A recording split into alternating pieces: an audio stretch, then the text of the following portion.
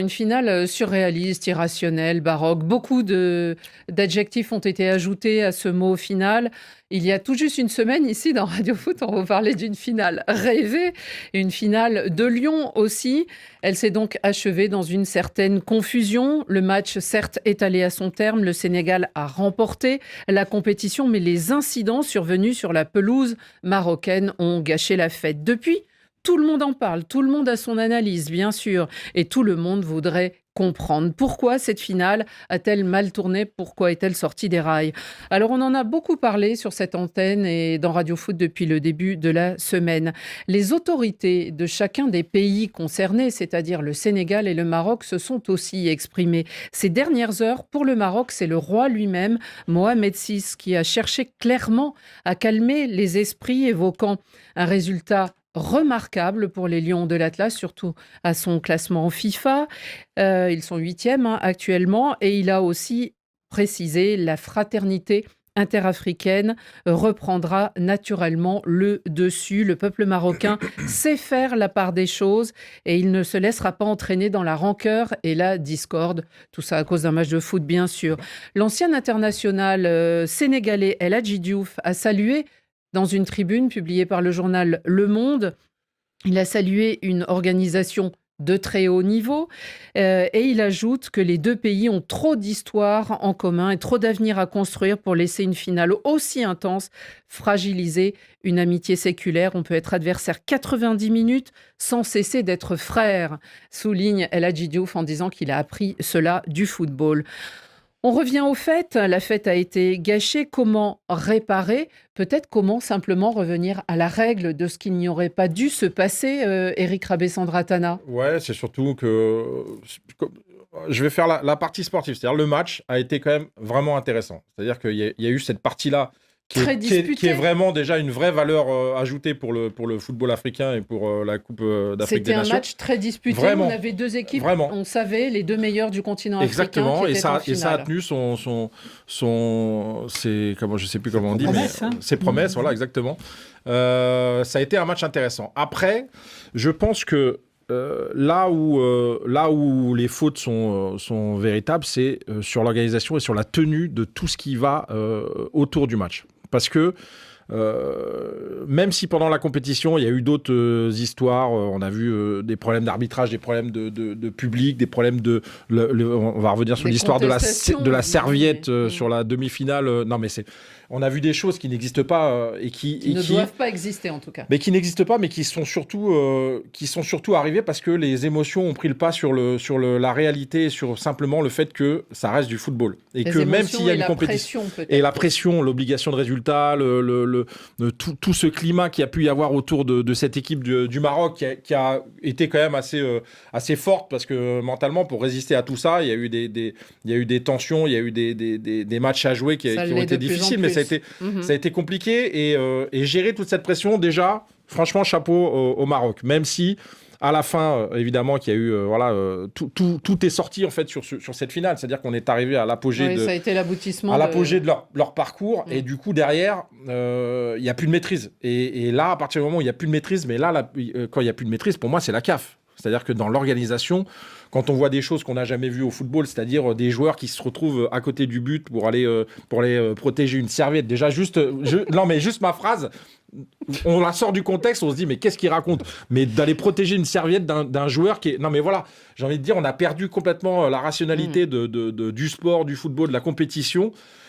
Et je suis désolé, mais c'est la CAF qui doit gérer ça. L'arbitrage, on parle de sanctions pour l'arbitre a dû se sentir tout seul. Mais il est tout seul. Quand le tout pauvre. Le monde sort du terrain, franchement, il est tout seul. Personne. En dehors de son erreur. Je me permettrai de vous couper. Dans les messages là qui arrivent, Jo Lumière Matondo nous dit félicitations à Jean-Jacques Dalla, l'arbitre congolais qui ne fait pas une si mauvaise finale. Il a réussi à l'amener jusqu'au terme cette finale. Son seul peut-être fait d'armes, c'est que il siffle trop vite sur l'action d'Hakimi, mais en dehors de ça, il fait une très bonne finale. Et là, il se retrouve sous les feux des projecteurs, abandonné par les Sénégalais qui se barrent au vestiaire. Mais c'est un truc de fou, en fait. Abandonné par sa hiérarchie, surtout. Et aussi abandonné par sa hiérarchie, par ceux qui organisent. Le président de la comité d'arbitrage, même le président de la Confédération africaine, il aurait dû être sur le terrain. Oui, il aurait dû descendre. Personne ne vient l'encadrer. Il est tout seul, le pauvre Jean-Jacques Ndala. Et ça dure 15 minutes. Absolument. Et c'est ça qui est la grande fragilité de la Confédération africaine sur ce moment-là, c'est que l'arbitrage n'est pas du tout épaulé, n'est pas du tout incarné. Moi, je compare souvent avec ce qui se passe à la FIFA avec Pierluigi Collina, ou à l'UEFA maintenant avec Roberto Rossetti. Vous avez des personnages qui ont été des arbitres de très haut niveau, surtout Collina avec ses yeux revolver là, qui fusillaient ceux qui le contestaient. Ils incarnent l'autorité du jeu avec le respect de l'arbitre. En Afrique, vous n'avez pas ça. Il est impératif que le président Motsepe se saisisse de ce sujet et installe un collège d'arbitres incontestable. Le problème, c'est que le patron des arbitres aujourd'hui, il est là depuis le mois d'octobre. Mais oui. Et c'est il y avait eu des grands changements avant la... Et le Béninois qui était là avant, il est resté que 2 ans parce qu'il plaisait pas à quelqu'un d'influent au sein de la Confédération africaine. Donc comment voulez-vous que l'arbitrage soit respecté en Afrique dans ces conditions? Et l'arbitrage il faut absolument bon. que dans cette compétition, il a été bon. Ils sont bons. Parce que je peux vous dire que moi, j'ai vécu des choses dans les autres compétitions en Afrique. L'arbitrage, c'est très difficile à gérer et à supporter pour les. Je parle pour les équipes et pour les représentants des équipes.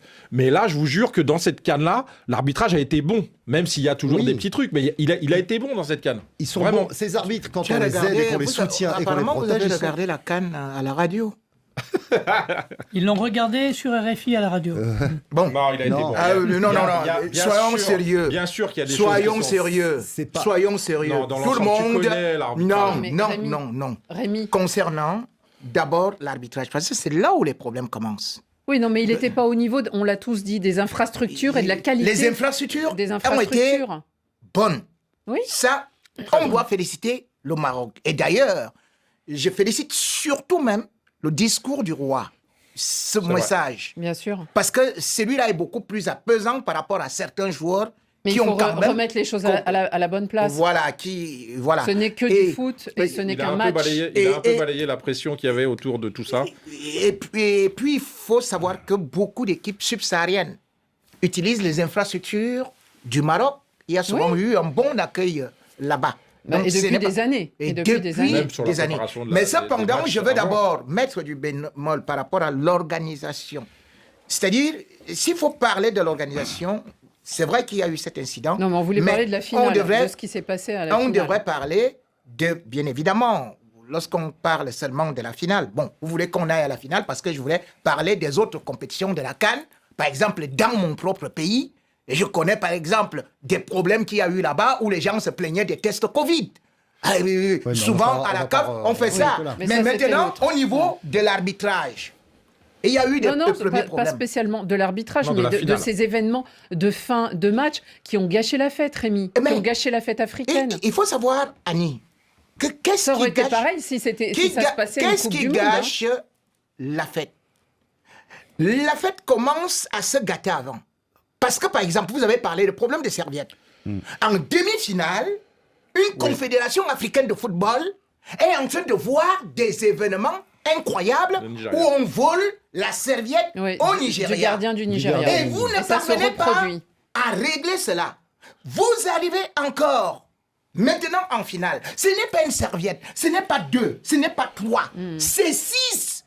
Oui. Et vous vous rendez compte que dans le stade, c'est-à-dire que même au niveau de la pelouse, tout le monde ne le voyait pas, le gardien remplaçant. Les joueurs, ils jouaient. Oui, mais non, ils ne jouaient pas parce qu'ils étaient à côté de Mendy, qui pouvait bien prendre un but à partir de là. Puisque donc vous pensez que c'est à cause de la serviette? Le jeu continuait. Non, mais les serviettes, c'est des tracasseries qui sont rajoutées à d'autres choses. Les tracasseries sont ajoutées, cela entraîne la nervosité. Vous allez voir, Sadio Mané qui obtient un corner, on refuse cela. Quand vous dites par exemple le penalty, mais le penalty, il y a un hors-jeu manifeste, donc qui aboutit à un corner. Donc, normalement, il ne doit pas avoir ce corner-là. Donc, ne parlez pas d'une simple petite erreur. Chaque fois, les joueurs sénégalais trouvaient qu'ils ont la touche ne revenait pas. Rémi, ce qui s'est passé, c'est surtout quand les joueurs quittent les joueurs sénégalais quittent le terrain, puis après reviennent, et puis qu'après le jeu reprend. C'est tout ça qui a fait que c'était surréaliste. Oui, c'est Ça s'est arrêté 15 minutes. C'est une finale. Oui, vous avez raison. Et à ce niveau, le règlement est clair. C'est-à-dire que l'article 82 et même l'article 83, voire l'article 85 encore, c'est-à-dire que des règlements vous disent que si l'équipe quitte le stade sans le consentement de l'arbitre, eh bien, c'est un forfait. C'est-à-dire qu'on doit constater ce forfait-là. Ça, c'est ce que disent les règlements. Ça, c'est dans la théorie. Mais alors, justement, ça se passe bien. Non, mais justement, il y a le règlement. Est-ce qu'il faut... Salam la famille, j'espère que vous allez tous bien et bienvenue dans cette nouvelle vidéo. Dans cette nouvelle vidéo, les gars, nous parlons sur le polémique de la CAN après la finale entre le Sénégal et le Maroc. Beaucoup de polémiques ont sorti, surtout récemment. Aujourd'hui, les gars, Ismaël Jakobs vient de nous confirmer que les 3 joueurs des Sénégalais qui ont manqué cette finale-là ont été empoisonnés par les dirigeants marocains de cette hôtel-là que les joueurs ont logé. Donc ça, c'est une déclaration qui a soulevé beaucoup de débats aujourd'hui. Pour moi, de mon point de vue, Ismaël Jakobs a totalement raison parce que 3 joueurs du Sénégal en même temps, ils sont tombés malades. Donc ça, c'est vraiment, il y a quelque chose qui cloche. Il y a quelque chose que les Marocains ne nous disent pas sur ces 3 jours-là et les maladies qu'ils ont attrapées sur le jour du final même. Ils ont tous les 3 forfaits pour ne pas jouer cette finale-là. Donc ça, c'est inadmissible et ça doit avoir des éclaircissements pour ces genres de choses-là. Et aussi, Ismaël Jakobs a bien dit que les 2 joueurs qui sont manqués cette cas-là, ça n'est pas quelque chose qui est normal, ça c'est anormal. Donc, nous attendons ce que les examens ont pu révéler pour que vous nous montrez ça parce que ça c'est pas normal. 3 joueurs en absence un jour de la finale, euh, tout ça c'est à cause du Maroc. Ils ont préparé ça pour empêcher nos 3 joueurs de participer à cette finale là. Krépin Diatta, Pape Matar Sarr et Ousseynou Niang, ce qui a permis à Krépin Diatta de ne pas jouer cette finale et il est remplacé par Antoine Mendy dans les dernières minutes. Donc ça, c'est inadmissible, les gars. Et merci d'avoir regardé la vidéo du début jusqu'ici. Si ces genres de vidéos vous plaît, n'oubliez pas de vous abonner à cette chaîne et activer la cloche de notification pour ne rater aucune de nos prochaines vidéos. Parce que dans cette chaîne, nous faisons toujours ces genres de vidéos-là. Donc, abonnez-vous massivement à cette chaîne Univers Photo Sénégal. Cela nous fera énormément de plaisir. Et merci, abonnez-vous, likez, partagez. Cela nous permet d'atteindre notre objectif, l'objectif que nous fixons cette année et que nous voulons atteindre la barre des 100 000 abonnés et c'est possible.